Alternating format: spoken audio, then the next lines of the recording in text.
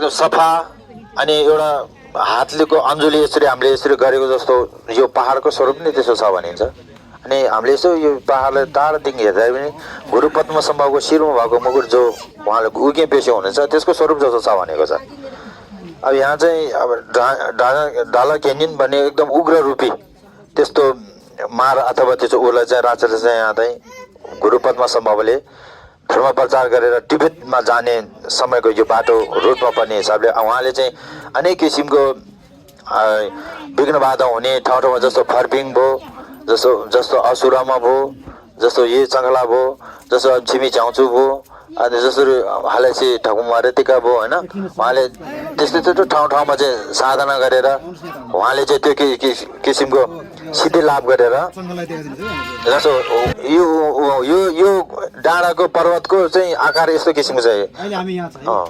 यस माथि छ हामीले ध्यानपूर्वक हेऱ्यो भने यसको स्वरूप नै त्यसरी अब गुरु rinpocheको यो टोपीको यो उस्या जस्तोको छ भनिन्छ।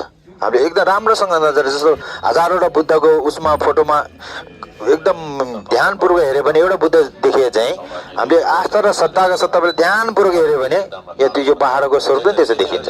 यो अञ्जुली माला गरेको जस्तो अनि गुरु rinpocheको उस्याको रूपमा त्यसै देखिन्छ। त्यसरी उहाँले त्यो दमन गरेर उहाँले त्यो नित्य कर्म गरेको हुनाले यो सचेत यो पर्वतहरू नै त्यसो आकार लिइजाने भएको हुनाले यो त्यतिसम्म पवित्र ठाउँ भएको हुनाले हामीले त्यसरी यो दर्शन गर्नाले यसो यहाँ आएर हामीले एक धुप एउटा बत्ती बाल्नाले एउटा गणचक्र पूजा गर्नाले हाम्रो भाग्य खुल्ने, हाम्रो अनेक विघ्न बाधा हटेर जाने होइन।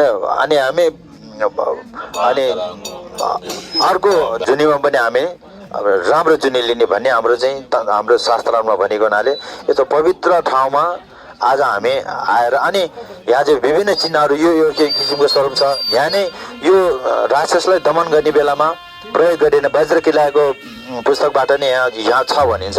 यहाँ चाहिँ उहाँको अनि पाउको छाप र उहाँको वध गरेको त्यो उसको छेदन गरेको उसको यो टाउको नै यहाँ छ भनिन्छ। र उहाँ बस्नु भएको आसन त्यो पनि दर्शन गर्छ। उहाँ गुरुहरूले पक्कै उहाँ सोध्यो भने म त पहिलोचोटि हो, मैले सुने गुरुबाट जानकारी पाउन सकेँ। त्यस कारण यो पवित्र यस्तो ठाउँमा आएर हामीले आज हामीले दर्शन गर्न पायो। हामीले सानो भए पनि एउटा सांसर्गम गर्न पायो। सबैले सुख समृद्धि अगाडिको दशमी र पछाडिको यर्मो र मर्मो भन्छ यो दशमी तिथिमा हामीले यसरी गणचक्र पूजा गर्नाले साक्षात हाम्रो चाहिँ पेमा कथाङ अथवा हाम्रो यो सम्बल हिँडुक भन्ने हाम्रो पाठभित्र चाहिँ गुरु rinpocheले साक्षात नै के भन्नुभएको छ भने तपाईँहरूले दशमीमा यसरी दर्शन गर्नाले अथवा तपाईँलाई गणचक्र पूजा गर्नाले चाहिँ म तपाईँले आह्वान गरे बापत म साक्षात तपाईँहरूकै अगाडि म प्रत्येक साक्षात प्रकट हुनेछु र म दशमीमा म तपाईँलाई दर्शन दिनेछु भन्ने प्रतिज्ञा भएको हुनाले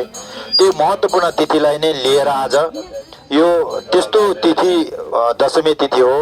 र अनि यो तीर्थको नाम चाहिँ चङ्खला भनिन्छ। अब यसको धेरै व्याख्याहरू छ पेमा कथाङहरूमा धेरै। अब यो भर्चेल लम्सेल भित्र विघ्न बाधा हरे जो यो हाम्रो यो भित्र चाहिँ पाठभित्र चाहिँ यो उसको व्याख्या भनिएको छ। चङ्गलाई लातोक्तो है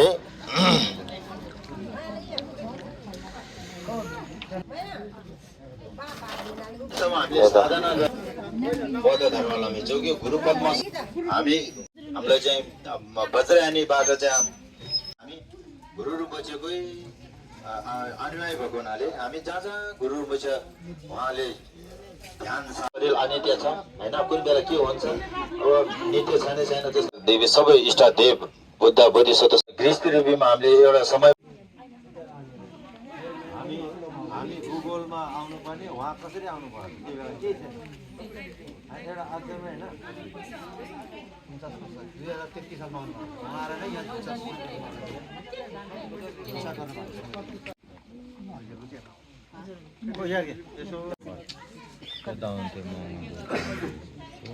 पछि त